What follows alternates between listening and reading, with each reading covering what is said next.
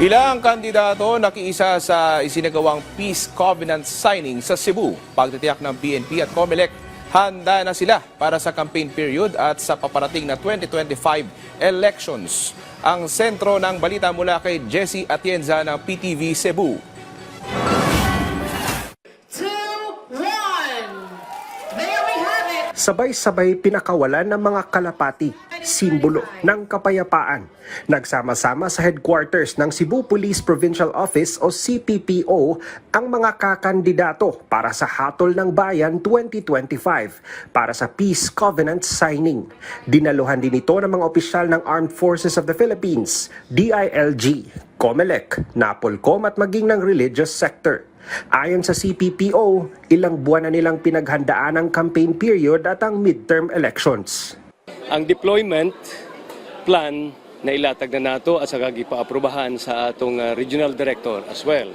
So that would be implementational plan nga ang tanan na kung katawhan i-employ nako ani for our disposal or for our deployment.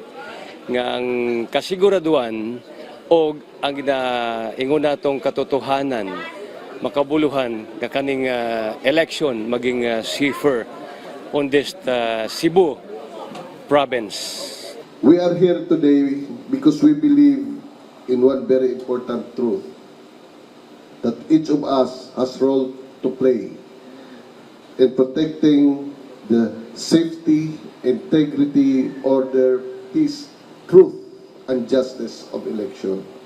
Isa-isang lumagda at nanumpa ang mga kakandidato bilang pagtugon sa panawagan ng mapayapa at matiwasay na eleksyon.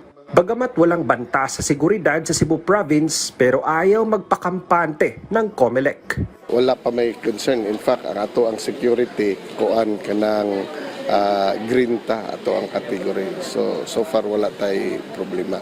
But it does not mean hangtod-hangtod. No. Kay as the local campaign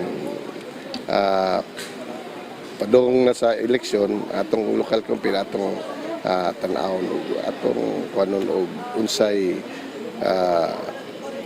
bali mahitabo ba sa security ba. But we are confident based on our experience and based sa panghitabo karon watay problema sa ato ang security. Patuloy naman ang mga operasyon ng pulisya para buwagin ang mga gun for hire groups sa lalawigan.